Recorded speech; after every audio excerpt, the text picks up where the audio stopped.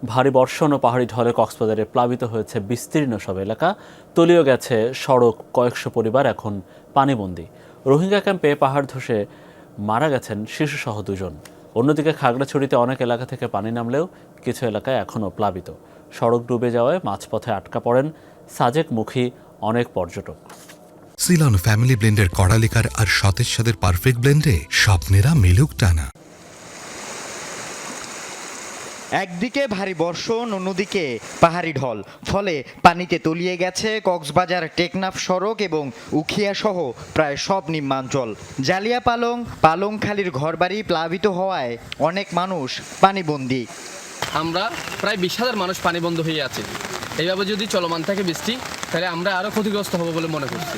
আমার ঘর দুয়ার সব বাইসা গেছে, আমি এখন কই থাকবো? আপনাদের সাহায্য স্যার। প্রচুর বৃষ্টি হয় না, আর ঘর বাড়ি ডুবে গিয়ে ঘর বাড়ি বাঁয়ে গিয়ে এখন রাস্তাটা বহু ভালোই। প্রবল বৃষ্টির তোড়ে উখিয়ার বালুখালী 11 ও 8 নম্বর রোহিঙ্গা ক্যাম্পে পাহাড় ধসে পড়লে মাটি চাপা পড়ে প্রাণ হারায় স্থানীয় শিশু সিফাত এবং রোহিঙ্গা আনোয়ার হোসেন। পার্বত্য জেলা খাগড়াছড়িতে বেশিরভাগ এলাকা থেকে পানি নেমে গেলেও এখনও প্লাবিত দীঘিনালার নিম্নাঞ্চল। মাইনী নদীর পানি না কমায় মেরুঙে 3 শতাধিক পরিবার পানিবন্দী। তলিয়ে যাওয়ায় লংগদু, মারিশা, বাগাইহাট সড়কে যান চলাচল বন্ধ। পথে আটকা পড়েছেন সাজেকমুখী পর্যটকরা। এখন এসে দেখতেছি পুরো রাস্তা পানিতে তলানো, তো কি করবো? এখন তো পানিও কমবে না, তো এখন চলে যেতে হবে। সারাদিনই ভিজছি, বাকি শেষ পর্যায়ে আইসা আর কি যেতে পারতেছি না, একদম সম্পূর্ণ ডুবে গেছে। আমাদের এখানে পানি উঠছে, তো এখন বেলা 10টা বাজে, এখনো রাস্তাঘাট মানে একদম পুরোপুরি ডুবে গেছে। খাগড়াছড়ির গুইমারায় প্রবল বর্ষণের সময় রামসু বাজার সংলগ্ন খালে পড়ে নিখোঁজ দীপু মার্মা নামে এক শিশুর মরদেহ 2 দিন পর বুধবার দুপুরে ভেসে ওঠে।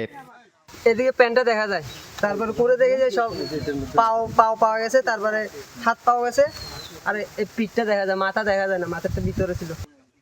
আল আমিন শিকদার, যমুনা নিউজ।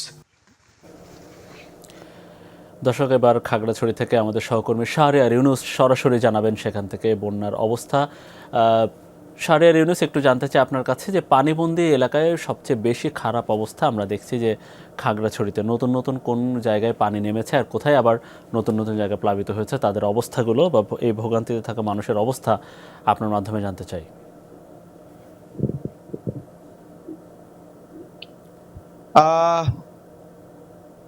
পানিবন্দী মানুষের অবস্থার এখন পর্যন্ত উন্নতি হয়নি খাগড়াছড়ির দীঘিনালা উপজেলার মেরুং এলাকায়। সেখানে আসলে মাইনী নদীর পানি খুব ধীর গতিতে নামার কারণে ওখানকার প্রায় 3 শতাধিক পরিবার এখন পর্যন্ত পানিবন্দী রয়েছে এবং একই সাথে দোকানপাটও কিন্তু পানিতে পানি উঠে আছে সেখানে। আর যদি বলি তাহলে যে মেরুং থেকে মেরুংয়ের বেশ কয়েকটি স্থানে সড়ক তলিয়ে যাওয়ার কারণে আপনার মেরুং থেকে রাঙামাটি, লংগদু, মারিশা, কাঁচালং রুটে যানবাহন চলাচল এখন পর্যন্ত বন্ধ রয়েছে। অর্থাৎ যদি বলতে চাই তাহলে খাগড়াছড়িতে এখন সবচাইতে প্লাবিত এলাকার যদি বলি তাহলে মেরুং এর অবস্থা খুবই খারাপ। সেখানকার একেবারে যোগাযোগ, দোকানপাট, বাসাবাড়ি এখন পর্যন্ত পানিতে প্লাবিত হয়ে আছে এবং একই সাথে পানিবন্দী হয়ে আছে অনেকগুলো পরিবার।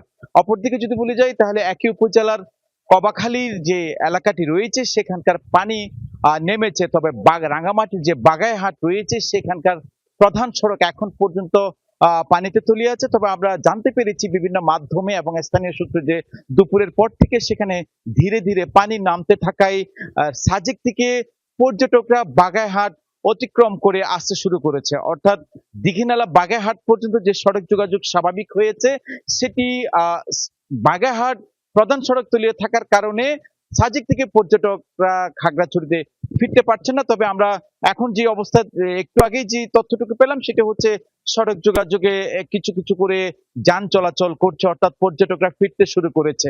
আর সবশেষ যদি বলতে যাই তাহলে মাইনী নদীর পানি ধীর গতিতে নামার কারণে মূলত এইসব ভোগান্তিগুলো ওখানে হচ্ছে।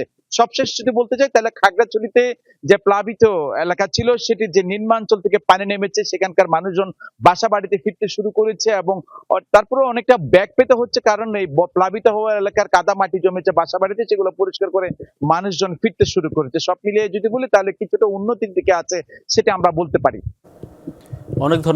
অনেক ধন্যবাদ আপনাকে। শাহরিয়ার ইউনুস জানাচ্ছিলেন খাগড়াছড়ি থেকে।